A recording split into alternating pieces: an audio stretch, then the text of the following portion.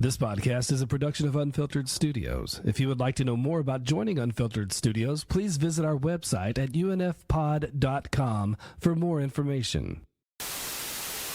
This is a global slaughter. That's why you ship out to the beach tomorrow, Major. General, I'm afraid I'm gonna have to decline. It's not an offer, it's an order.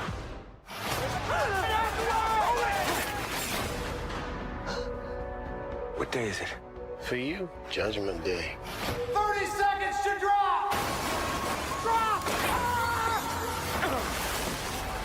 How do I turn the safety off of my weapon? Come find me when you wake up.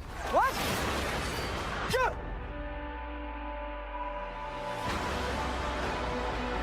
You do know what's happening to me. We are fighting an enemy. They have the power to reset the day, and now so do you. I'm not a soldier. I'll train you. You already have. Every time you die, you get smarter. You had to finish this. Edge of Tomorrow, rated PG-13. Experience it in IMAX 3D.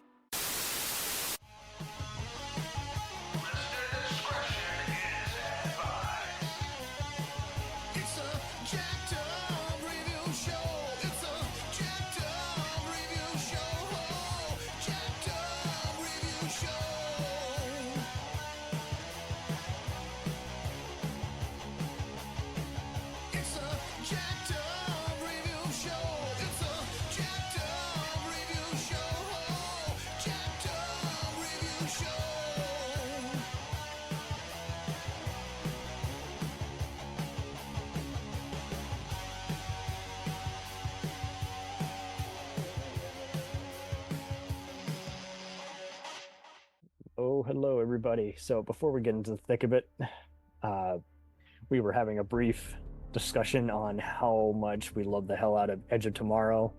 I hadn't read the anime that was an adaptation of the book that movie is based on, but I have now. And while it's not apparent in the episode, much like I figured, I knew it was going to be a hell of a fun time. Again, I knew the book was going to be very complex, intense. I just figured the manga, it just had all these wonderful Halo like costume designs for the characters, and it's really very brilliantly animated on the paper that it's printed on. And I love how they're shouting all this typical military phrase, how the lives of 35 million people rest on these futuristic soldiers' shoulders. And it's just obviously clearly set in Japan, as they say. It's only a matter of days before the enemy crushes Tokyo. So that's really the only true change. But other than that, it's not made to be an international threat like in the movie. But yeah, no, it's a great read. All you need is kill, and yeah, check it out, especially if you can't get enough of the Emily Blunt, Tom Cruise movie. And it's a crowd pleaser, much like that film. Now, enjoy the rest of the show. Edge of Tomorrow? What is that, the Tom Cruise movie? That's kind of why I was looking forward to that. I'm like, I'd seen Emily Blunt in that and a few other movies. I'm like, hey, yep. That movie's so good. It is so good. Yep. That a dumb, fucking stupid title.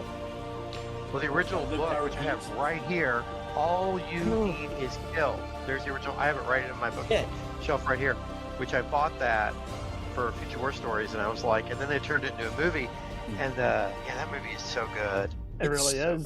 So how different is it from the book? I've been meaning to read of that. Oh, it's been years since I read it. Oh gosh, I forgot he's in that. Big mustache. I think that's his Yep. I'm the battle is the Redeemer. Oh. That movie just needs Sigourney Weaver and Michael Biehn in it, and I would have been satisfied. Oh god. Yeah, the Neil Blomkamp Aliens 3 that we did. That should have come out. Yeah. We were raw. That should have totally come out. If you want to start talking about Michael Biehn, we're going to be here for 3 or 4. That is also true. Helen Hunt, funny little story. I'm from the town where they filmed Twister. Oh, badass. They filmed it my senior year, and Helen Hunt actually rented my mom's boss's house during Oh, that. jeez. It's crazy. Yeah, I got to meet Bill when he was filming. Bill Paxton. It was just crazy. Yeah. Wow. So when Twister and they went back to Oklahoma to film the new one, so I'm grateful for that. Oh, that's very Sweet. cool. We'll return after these messages.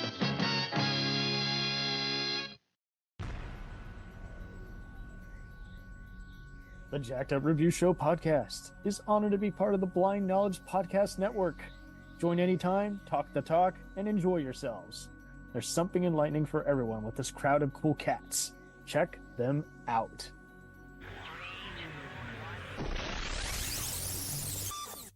Hey, it's Brent Pope, the host of Breakfast with Brent Pope. You've seen me on some of your favorite TV shows saying things like, "Give it up, Jimmy. You got to sink this putt to win." On Breakfast with Brent Pope, I sit down with guests from the entertainment world, and we do it all over breakfast. Or should I say Brentfast? Every week on Brentfast, you get inside Hollywood info and tips, great breakfast recs and foodie debates. Most of all, you get the most delightful 30 minutes of your week. So dig in. It's Brentfast time. Listen at Brentfast.com, Apple Podcasts, or wherever fine podcasts are found. Do you ever find yourself thinking about who would win in a fight between Goku and Superman?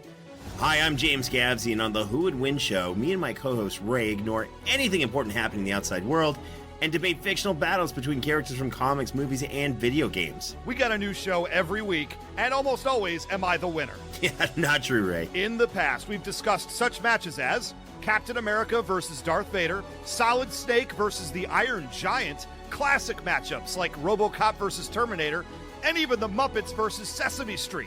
That one was crazy. So if you're a fan of geek culture and love a spirited debate, check out the Who Would Win show wherever you get your podcasts, or check us out at whowouldwinshow.com.